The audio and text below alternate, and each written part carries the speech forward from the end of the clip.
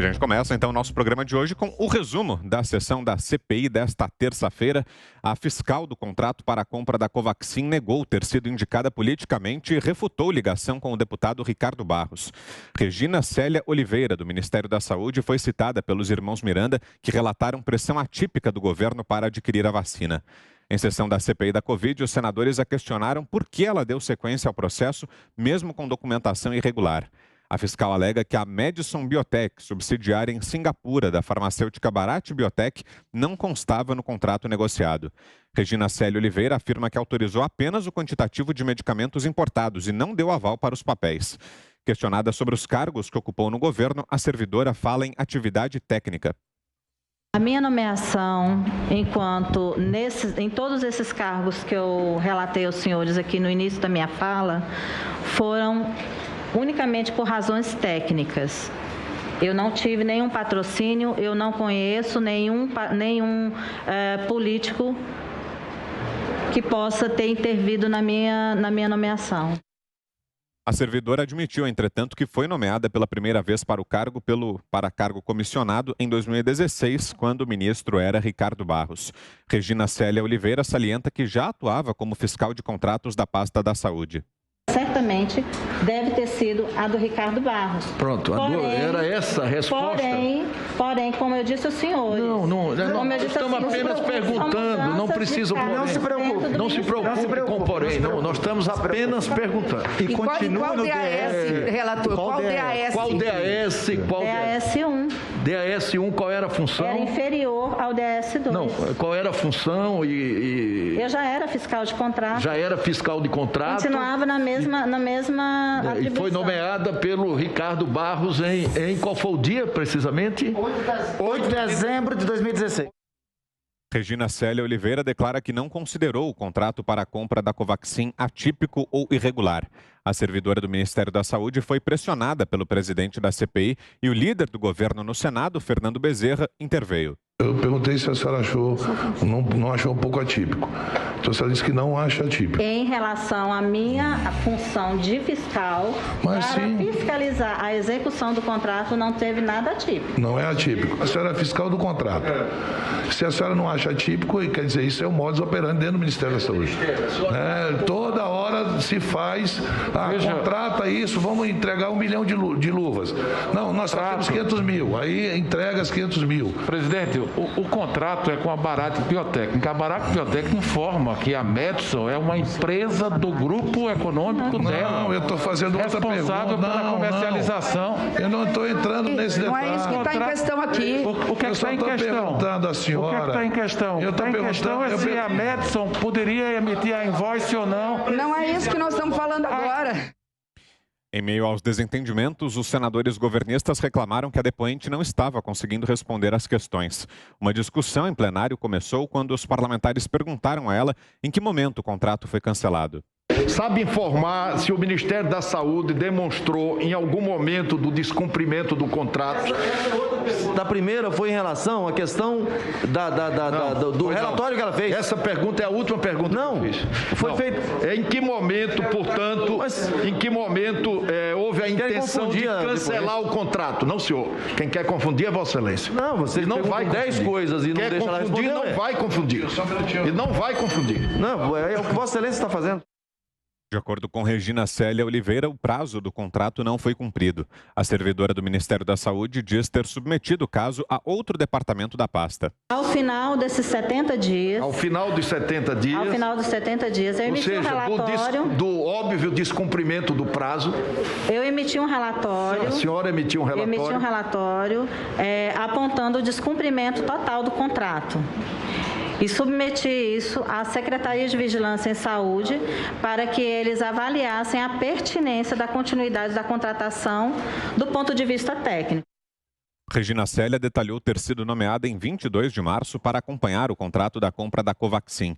A fiscal explicou que só depois de assumir a fiscalização notificou a intermediária Precisa por atraso na entrega de vacinas. Regina Célia Oliveira argumenta que jamais recebeu qualquer tipo de pressão. Eu posso ser exonerada a qualquer momento, em qualquer situação, independente das minhas ações dentro do Ministério. Neste caso concreto, havia o risco de ser exonerada da função comissionada que exerce? Eu desconheço essa informação. Havia pressão sobre o andamento do processo? Alguém falou com a senhora? Nunca sofri pressão. Ou tudo foi iniciativa da senhora? Nunca sofri pressão em relação a esse processo. Ninguém lhe falou sobre esse contrato? Nunca recebi nenhuma pressão em relação a esse processo. Não, eu estou perguntando, alguém lhe falou sobre esse contrato? Não. O superior hierárquico, ou inferior hierárquico, ninguém nunca lhe falou? Não, senhor senador. Regina Célia foi responsabilizada por Luiz Miranda por avanços em tratativas que incluíam pagamento antecipado de 45 milhões de dólares. Durante a sessão, Omar Aziz atacou o grupo negociador da Covaxin ao fazer um comentário depois da fala do senador Otto Alencar. Portanto, a proposta que eu faço é que, ao contrário de chamar o senhor Maxiano, chame-se a sua diretora executiva, que negociou com o Ministério da Saúde, que teve relação com o ministro, com o secretário executivo, com os diretores todos, a senhora Manuela Medrades, que, como testemunha, não ficará calada aqui na nossa Comissão Parlamentar de Inquérito. É a famosa empresa que vende de parafuso a foguete para órgãos públicos. Omar Aziz se refere a empresas ligadas à Precisa Medicamentos e à Global. O senador ouvia a discussão sobre o tamanho da rede de companhias ligadas a pessoas jurídicas que tentaram vender vacina ao governo. Ainda na sessão de hoje, o senador Randolfo Rodrigues ameaçou a justiça ir à justiça para obrigar a ABIN a entregar a documentação solicitada pela CPI da Covid-19 em um requerimento aprovado no dia 10 de junho. Ao secretário, ao senhor Alexandre Ramagem e ao Gabinete de Segurança Institucional, o que diz a Constituição. Comissões parlamentares de inquérito com poderes próprios de autoridades judiciais e autoridades jurisdicionais. A ABIN não pode se negar a prestar informação a essa comissão. Então, portanto, senhor presidente, eu rogo a Vossa Excelência que procure no decorrer do dia de hoje o contato com o GSI e com a ABIN para que os documentos compareçam a essa comissão. Sob pena de amanhã, e já anuncio aqui para os colegas, estaremos apresentando requerimento a esta comissão para que seja aprovado determinação judicial para exibição dos documentos. Se não for cumprida a devida determinação judicial, busque apreensão com o afastamento do senhor Alexandre Ramagem. Muito bem, então alguns dos principais momentos da sessão de hoje da CPI da Covid, desse depoimento da servidora Regina Célia. A gente começa o nosso giro aqui com Guilherme Fiuza, direto do Rio de Janeiro, e a sua análise sobre o que se passou hoje na comissão do Senado. Fiuza, boa noite. Boa noite, Vitor. Boa noite, Cristina Grêmio. Seja muito bem-vinda. Boa noite, Ana Paula Henkel. E boa noite a você. Olha, Vitor, eu já mencionei aqui, e quem acompanha os pingos já sabe, né? Eu discordo da atenção que se dá a essa CPI. Eu discordo do tratamento que se dá a essa CPI como grande fato nacional. Eu discordo da colocação desta comissão suspeita no centro das atenções do país. Então, eu acho... acho duas coisas. Uma, esta investigação de suposto tráfico de influência e lobby para aprovação célere de uma vacina está sob investigação da Polícia Federal. É uma instituição da qual eu posso esperar seriedade e eficiência. Nesse local, nessa Constituição, estamos vendo uma mistura de campanhas políticas, bravatas e coações, né? Nós vimos aí agora um senador ameaçando a ABIN. É uma valentia, ele vai estar em todos os telejornais, né? Vai estar em todos os telejornais. Ele está ameaçando a ABIN, né? Ele está fazendo política. Né? Ele é um valente do Leblon, esse senador aí, com vista para o Amapá. É um mimado, né, por uma elite burguesa, por uma imprensa que o cacifa, que lhe dá a relevância que ele não tem politicamente. E ele ameaça todo mundo. ele intimida todo mundo. Ele está lá dizendo que a CPI pode tudo. Pode prender, pode investigar, pode obrigar, pode constranger. E assim ele faz a cena dele, né? Assim como os outros também. Né? É muito simples. Eu tenho um poder de patrulha, né? Uso esse poder para transformar quem eu quiser em suspeito. Basta dizer, eu exijo, né, a quebra do sigilo de fulano, que eu não gosto, vamos supor. E é isso, estou esperando, e eu quero que a Receita, eu quero, enfim, o órgão devido me dê isso no tempo que eu estou exigindo, sob pena, como ele estava falando ali, né? Sob pena de mandado judicial, não sei o que, eles estão brincando de xerifes.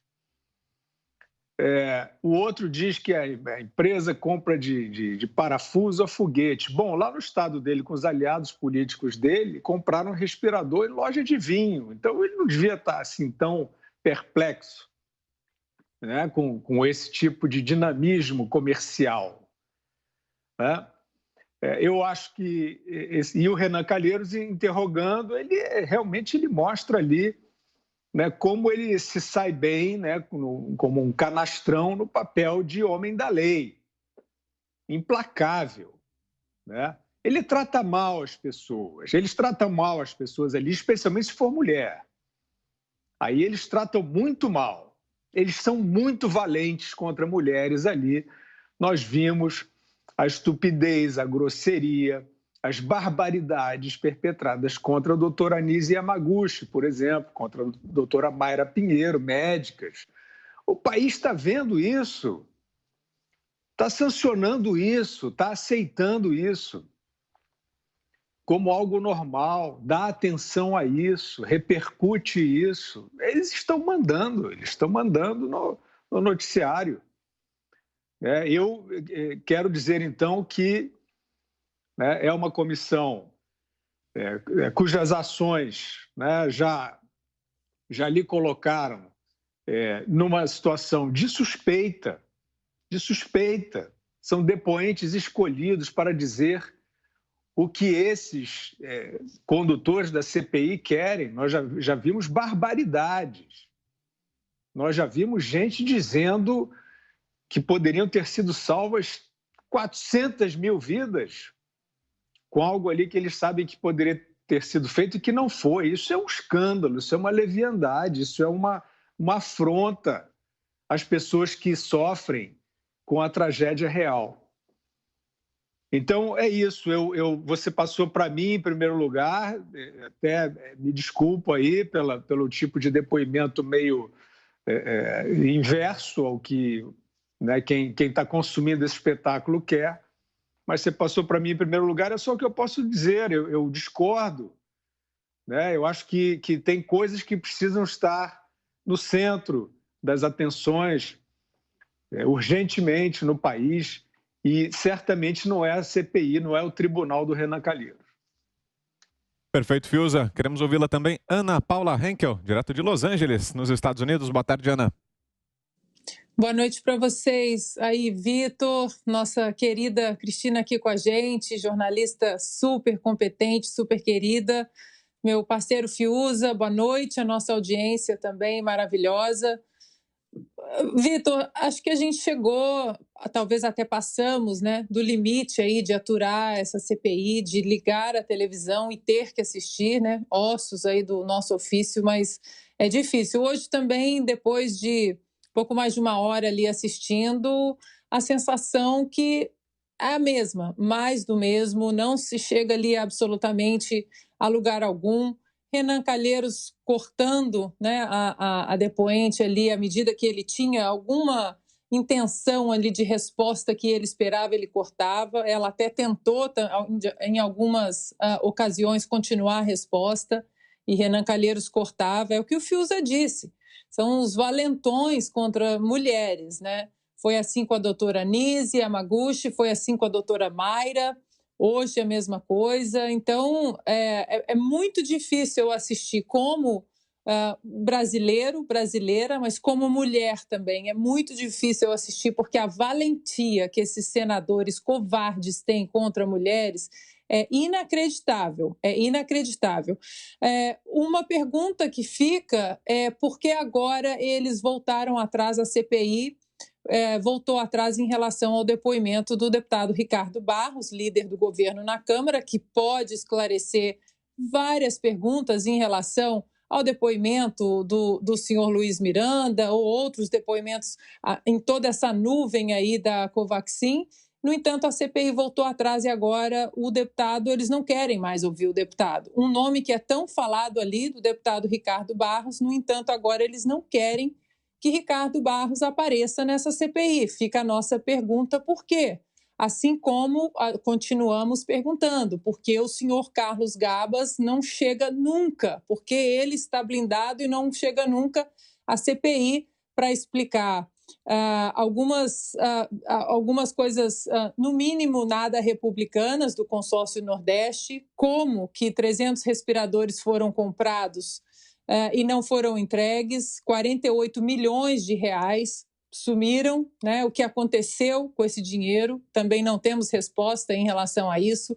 Não temos resposta onde está o contrato da vacina chinesa com o estado de São Paulo, né? A gente sabe que tem o competente aí Instituto Butantan, o governo de São Paulo, mas que tem intermediadores aí no meio, e a gente não sabe desse contrato, não sabemos do caminho do relatório da Coronavac. Onde estão as respostas que faltam ainda no site da Anvisa? Isso não deveria ser perguntado a governadores? Também não temos, né? As pessoas continuam aí se questionando em relação à vacina chinesa e não temos resposta. Então, é muito difícil acompanhar uma CPI que a gente sabe que começou totalmente viciada, com um presidente desse e que tem a família toda aí com passagem pela polícia, com um relator desse. O absurdo, eu dei risada quando eu vi o vídeo hoje pela manhã do Randolph Rodrigues dizendo que teria que entrar numa onda aí de, como é que ele disse, apreensão, né, na Polícia Federal, que eles teriam que colocar aí no radar apreensão à Polícia Federal e, quem sabe, o afastamento do diretor da Polícia Federal. Eu dei risada quando eu ouvi aquilo ali. Continua sendo a palavra circo, né? Essa CPI não passa disso. Enquanto isso, nós estamos aí vendo um projeto fascista quase passando aí na Câmara sobre o passaporte sanitário, é uma coisa que nós vamos discutir ao longo desse programa. Enquanto isso, nós devemos discutir tantas coisas que o Brasil precisa aí, a abertura da economia, como ajudar as pessoas que tiveram suas lojas fechadas, como ajudar as escolas, como ajudar os pais, tanta coisa para ser discutida para o Brasil realmente voltar a crescer, voltar a engrenar aí numa boa marcha dentro dessa pandemia, voltando com responsabilidade. No entanto, essa CPI aí, esse circo, infelizmente, agora já não é nem mais um circo normal, né? Porque um circo normal, se chamar essa CPI de circo, é um desrespeito ao circo normal. Isso aí é um circo de horrores. Muito bem, agora sim a gente dá as boas-vindas aqui a Cristina Grêmio, jornalista, colunista do jornal Gazeta do Povo, que faz parte agora também do time de analistas aqui da Jovem Pan e, como eu disse na abertura, vai passar com a gente essa semana aqui em Os Pingos nos Is. Seja bem-vinda mais uma vez, Cristina, obrigado pela presença aqui. Já te peço inicialmente suas impressões aí sobre o andamento da CPI, sobre essa sessão de hoje, com o depoimento da servidora do Ministério da Saúde. Boa noite, prazer tê-la aqui, Cristina. Obrigada, Vitor. Boa noite, Fiuza, Ana Paula. Um prazer estar aqui estreando como comentarista da Jovem Pan direto no Pingos. Uma responsabilidade, né? Normalmente eu estou lá do lado da audiência maravilhosa, Ana, te ouvindo lá. Hoje eu venho representar a audiência maravilhosa também aqui na frente das câmeras. Eu concordo com tudo que foi dito aqui, obviamente, porque eu estou sempre tentando acompanhar o olhar da população. A gente não pode tirar o olhar da população, de quem nos ouve e o que essas pessoas sentem, porque nós somos parte da população, nós não somos parte do Senado. Eles deveriam ser nossos representantes, mas a gente cada vez mais se decepciona e vê o quanto não nos representam. Não só pela postura dos senadores diante dos depoentes, e não é só o Renan Calheiros, né? Hoje eu fiquei bem assustada com com a postura da senadora Simone Tebet, porque ela estava naquela vibração ali de inquisidora, parecia o Renan Calheiros de Saias mesmo, poxa, a pessoa que está lá, ela não é, ela é uma funcionária do Ministério da Saúde, uma funcionária de carreira desde 95, né, ela disse que trabalha, é concursada do Ministério da Saúde desde 95, e já trabalhou em cargos comissionados com 5 ministros, indicada por 5 ministros, então... Ela até citou lá José Serra, Marcelo Castro, José Gomes Temporão, Ricardo Barros e Eduardo Pazuello. Então, não foi um único ministro, não foi só Ricardo Barros, desculpe, quando era ministro, que indicou essa servidora para cargo comissionado. E não é errado indicar servidores para cargo comissionado. E não é errado ser fiscal de contrato de vacina. Essa é a função dela. Então, ela estava ali tentando responder o que ela faz e não deixavam. E eu achei, assim, exemplar o que disse o senador Renan Calheiros na hora que ele conseguiu tirar dela o nome do ex-ministro Ricardo Barros, né, atual líder do governo. Ele queria muito ouvir esse nome, e depois de pressionar demais, e quem assistiu aquele trecho da CPI inteiro viu o tanto que pressionavam, ela tinha que olhar documentos, ver a data em que ela foi indicada para saber quem era o ministro em cada momento da progressão de carreira dela. E quando ela diz Ricardo Barros, ele pronto, não precisa falar mais nada. Então acabou, quer dizer, ele deixou muito claro que ele só queria ouvir esse nome, sabe lá, o que ele coloca no relatório, né? E é muito estranho que a CPI não queira realmente ouvir Ricardo Barros quando ele quer muito falar, está fazendo um esforço danado para, sim, deixarem que ele esteja na CPI como depoente. E aí eu queria destacar um ponto aqui do trecho do depoimento dela, embora eu concorde com o Fiuza e com a Ana que a gente nem deveria estar dando tanto espaço para essa CPI, mas o início do depoimento dela, houve uma insistência muito grande ali para tentar confirmar o que tinha dito aquele outro funcionário do Ministério da Saúde, que é irmão do deputado Luiz Miranda, tem o mesmo nome, né, Luiz Ricardo Miranda.